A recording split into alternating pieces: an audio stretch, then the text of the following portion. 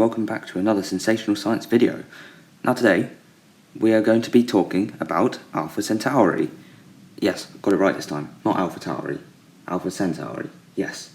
Right, now before we go into detail about this star system, yeah, I gave it already, it's a star system. Just like to say, apologies for the gap in between this and the previous video. Of course, I've been very busy lately with other stuff as well, like, for example, with my other channel. You can check that out by clicking on the pop-out banner in the top right. But we are back nevertheless, and so let's get into detail with this star system. Now, this isn't any ordinary star system, it's a triple star system. It means it's got 3 stars in it, obviously. And anyway, as well, this is commonly known to be the closest group of stars to us apart from the Sun. There are 2 planets that orbit Alpha Centauri. Well, I say Alpha Centauri, it actually only orbits one of their stars. We'll get into that later. The planets are called Proxima Centauri b and Proxima Centauri c.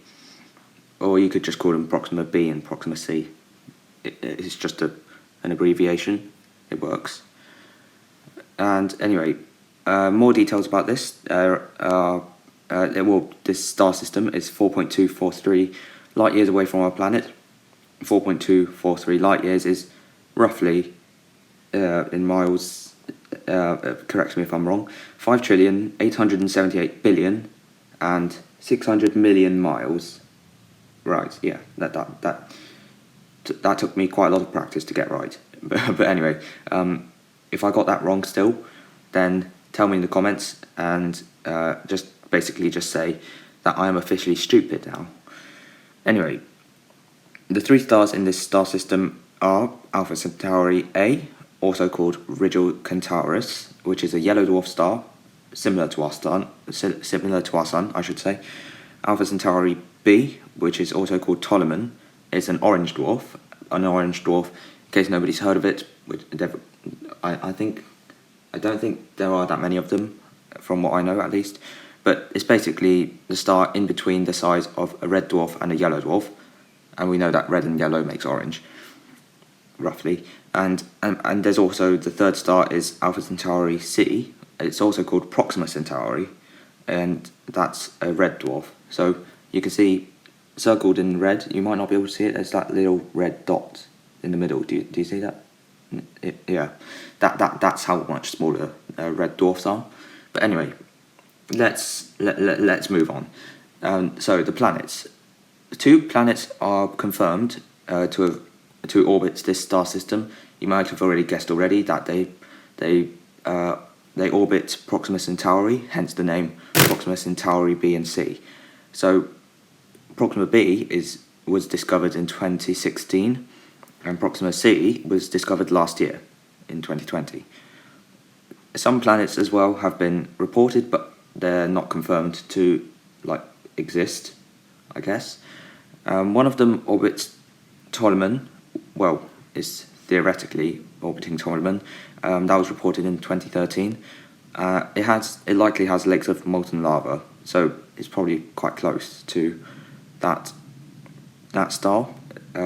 That's the orange dwarf, in case you're wondering. Another one orbits the big one, the yellow dwarf, Rigil Kentaurus, and that was reported this year, in February 2021.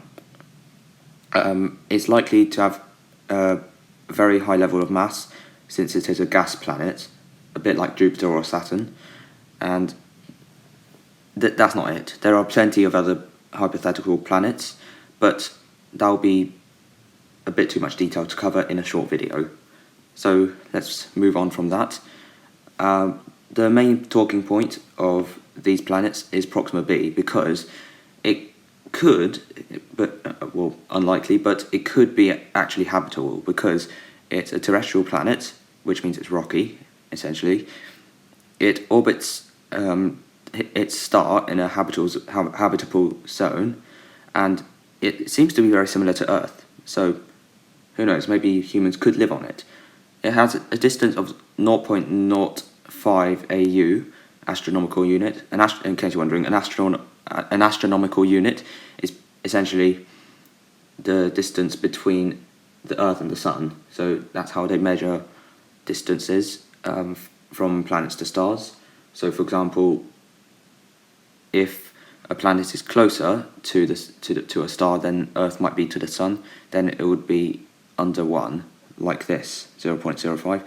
Now that may sound very close, but in fact, of course, Proxima Centauri, it does burn at a lower temperature than the Sun, being a red dwarf, so that's why it's a habitable zone, being that close. The orbital period, of course, being very close, which means it has a shorter distance to cover because it's a smaller circle, so therefore it only lasts 11.2 Earth days. The mass of this planet is around 20% more than that of Earth, so a bit heavier. So anyway, let's move on to more detail. Is this planet habitable? Well, we're not entirely sure. There are many theories about it. There are some possibilities that it's uninhabitable because, for example, wind pressures could be too high for an atmosphere to actually exist and stay there. It's possible that Proxima b is tidally locked. Basically, that means that the way the planet rotates and orbits around the star means that basically one side of the planet faces the star while the other side basically faces out into space. So only one side is lit up by the star and the other side is completely black. So that's of course no use, because it's either all day long, it's either daytime all day all the time, or it's literally nighttime all the time. So it's not great.